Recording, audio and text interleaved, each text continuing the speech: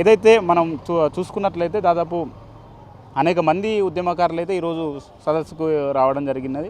చాలామంది నష్టపోయినారు, కుటుంబాన్ని కావచ్చు, అట్లనే ఏదైతే విద్యార్థి దశలో ఏదైతే లాఠీ చార్జీలు కావచ్చు, అట్లనే కేసుల పాలు కావడం కావచ్చు, ఒకవైపు వాళ్ళ జీవితాన్ని కూడా నష్టపోయినటువంటి పరిస్థితులు అయితే మనం చూడవచ్చు. ఏం చెప్తారు? ఫస్ట్ ముందుగా ఫోర్సైట్ టీవీ యాజమాన్యానికి నమస్కారాలు.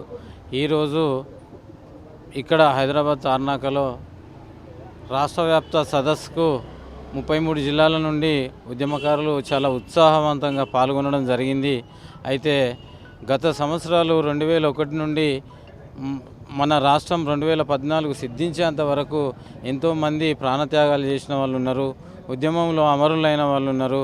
ఎంతోమంది ఎన్నో శారీరక ఇబ్బందులను, పోలీసుల నిర్బంధాన్ని ఎదుర్కొని, ఎన్నో సమస్యలను ఎదుర్కొని ఈరోజు రాష్ట్రం వచ్చేంత వరకు వాళ్ళు పోరాడిన్లు. అట్లాంటి వాళ్ళను గుర్తించకుండా గత ప్రభుత్వం కావచ్చు, ఇప్పుడున్న రేవంత్ రెడ్డి సర్కారు మేనిఫెస్టోలో పెట్టిన విధంగా ప్రతి ఒక్క హామీని నెరవేర్చి ఉద్యమకారులకు అండదండగా నిలవాలని ప్రభుత్వాన్ని డిమాండ్ చేస్తూ ఉన్నాం.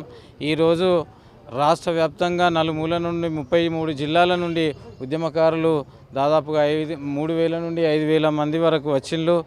ఈ రోజుతో ఈ యొక్క డిమాండ్ను ప్రభుత్వం కనుక నిర్లక్ష్యం చేస్తే మరోసారి తెలంగాణ ఉద్యమంలో ఎంతో మంది అసలు వాసి పోరాటం చేసైనా తెలంగాణను సాధించుకున్న విధంగా ఇప్పుడు కూడా ఉద్యమకారులు ఒకటిగా అయ్యి ఏకతాటిపైకి వచ్చి వాళ్ళ యొక్క హక్కులను కాలరాస్తున్న ప్రభుత్వాలను గద్దెదించే వరకు వారు నిరంతరం పోరాటం చేయడానికి సిద్ధంగా సన్నద్ధులై ఉన్నారని నేను తెలియపరుస్తూ, అయ్యా మీరు హైకోర్టు ఇచ్చిన 8 వారాల గడువులోపు సబ్ కమిటీ వేసి ఉద్యమకారులకు జరిగిన అన్యాయాన్ని ఏదో విధంగా ఇందిరమ్మ ఇండ్ల ద్వారా కావచ్చు, ఇంకా వారికి ఏ విధంగానైనా ప్రభుత్వం అండగా ఉంటుందని చెప్పి ఇప్పటి వరకు కమిటీలు వేయకుండా కాలయాపన చేస్తున్న ఈ ప్రభుత్వానికి హెచ్చరిస్తూ ఉద్యమకారులు ఈరోజు రాష్ట్ర వ్యాప్తంగా ఉన్న ఉద్యమకారులంతా డాక్టర్ చీమ శ్రీనివాస్ టఫ్ ఆధ్వర్యంలో ఈరోజు సమావేశం, రాష్ట్ర సదస్సు నిర్వహించుకుంటున్నాం.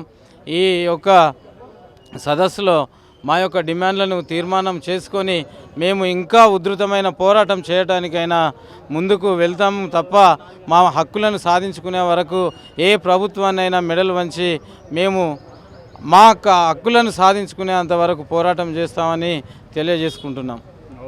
మనతో పాటు మరొకరు మాట్లాడతారా?